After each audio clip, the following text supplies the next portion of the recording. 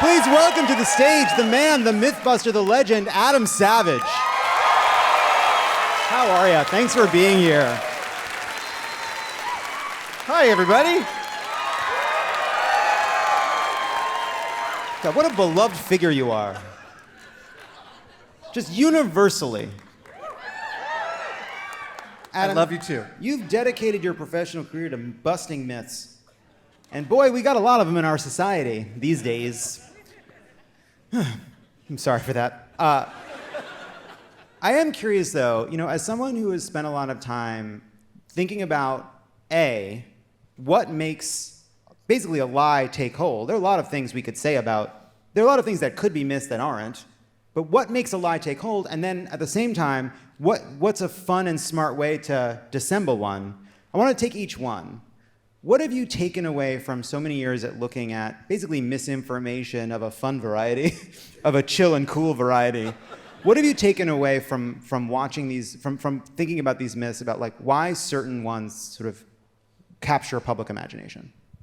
Well, humans are always looking for ways to parse the world around them, and we do that with stories. And when we latch onto a story that's interesting to us, it doesn't have to be true, but it's going to be the one that we end up repeating. And so science is nothing but a set of stories that we have assembled carefully to illuminate the world around us. But a really good counterintuitive fact will make you spread a misinformation far and wide because it's a fun story to tell. And I mean, another, one of the most central things about humans is we are story collectors and storytellers. And then on the other side of it, what can we take from busting myths into politics? The other day I saw somebody on TikTok was walking to their car in the rain. And the person in the car was like, "What are you doing? It's raining." And they said, "I learned from Adam Savage that running through the rain would make me wetter. And even though that doesn't seem true, I'm going to honor it by strolling to the car." You got to that person. It is technically true, but by like a gram of water. Some of these answers are at a threshold that is way below what anyone will ever notice or care about. It also, you start to wonder, speed's got to matter on the walk. Presumably there's some sort of a, when you think about it, there's got to be some... I'm not relitigating the story. No, I don't want you to. I don't want you to, but presumably, you're just thinking out loud. Rain falls at a certain speed. You move through it at a certain speed. It's not just that running might get you more wet than walking. There's presumably some sign of a curve where, let's say this is how wet you get. Obviously, standing still in the rain, you get 100% wet. It's true. Over time. Yes. You can't, absolutely. You just stand in the rain and your door you're trying to get to is over there and you never go to it, You get 100% wet. That is specifically why we chose, I think, 75 feet, because that was a distance that would be an average distance you might have to run. But yes, after a certain period of time, everyone gets the same amount of wet. Sure. But then... I really thought that was a softball. So then it's a speed question. And obviously, you decided that running is worse than walking. But presumably, it's a curve, right? There's maximum wetness, and then as you start walking, you get drier because you've made it. And then at some point, the speed picks up, and you're pushing your face through more rain, but not as much rain as if you'd never moved at all. And correct me if I'm wrong, you didn't make that chart. The thing is... Wow. No, as ludicrous as the specificity you've just gotten to really is, that was exactly all of our story meetings around shooting this episode, was figuring out what those thresholds were and what would the average distances normal people would do, and what could we get done in 41 minutes on television. But sorry, you dodged the question. You didn't use the chart. No. Look, actually, to your original question, which was, what's a good way to dissemble a myth? The first place to start is to wonder if you might be wrong. Huh. I think we'd all do a lot better if we wondered that a lot more of the time. I care to disagree. I choose not to wonder. Now, it is Pride Month. We're currently in America's Third most important gay city. I'm kidding. I knew that was gonna happen. That was a tough. Those are fighting words. That was a horrible thing to say. That was a horrible thing to say. You're number one. So I thought we would tackle some queer myths in addition to some classic myths in a segment we're calling Misinformation. Yeah. So here's how it works. Is that a Sasquatch in heels? You bet it is.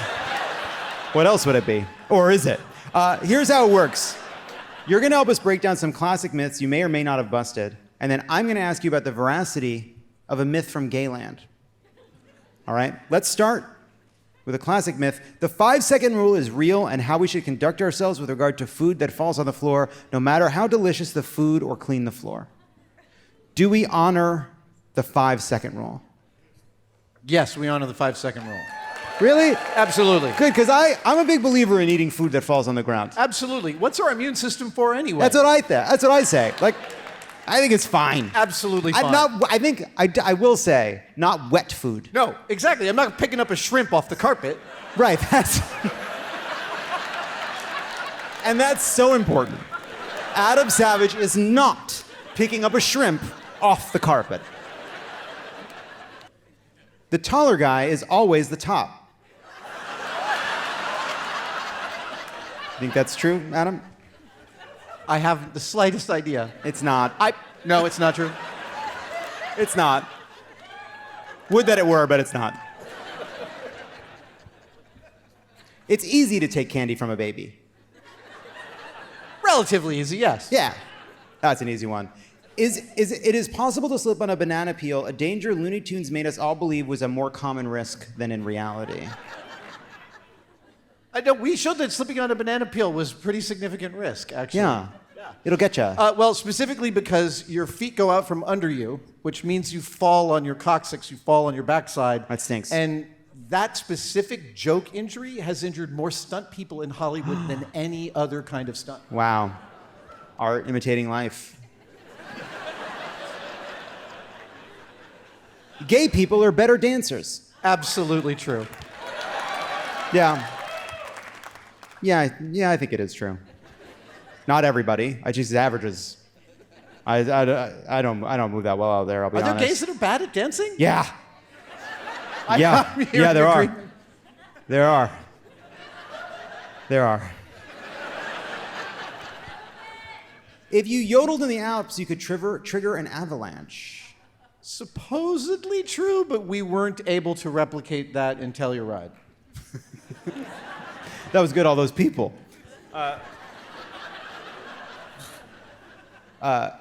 Gay people love iced coffee. I'm going to say that 20% true, given the audience's response. I think here's what I think it is. I think everybody loves iced coffee. I think everybody loves iced coffee, but I think that there's a certain daintiness to it that queer people have gone, just to get to the other side of being queer, you're like, this is nothing, swip, sip, sip, Like a cup of hot coffee, it's like everybody has that, but iced coffee, there's a daintiness, I think there's a toxic masculinity thing going on. Anybody, I don't know, it's not a big deal to not agree. Let's cut that one.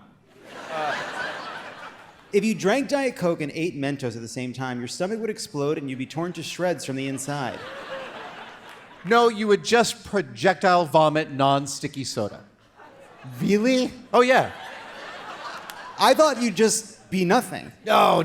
It's not that much pressure. It's a very low amount. It's less pressure that's in an actual soda bottle. Well, right, but I just thought, but you really will, it will. Oh, sure, yeah. No, you'd spew all that up. It would be spectacular. All right. Well, I wish we had sweeps. Lesbians love woodworking. Totally true. Why is that? It's so interesting. Why is that? I learned bowl turning from a lesbian in Oakland. Oh.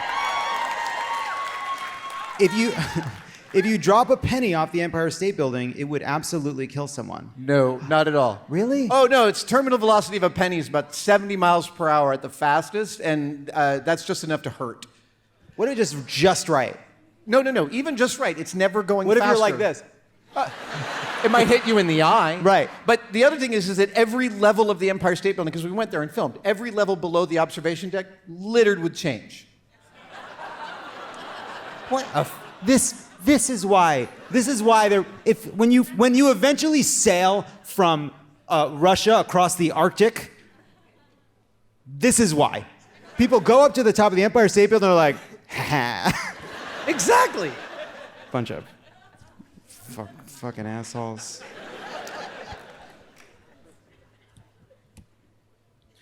Gay people walk much faster than straight people and are annoyed by them. I don't know about the second part, but the first part's true. It's totally about the heels.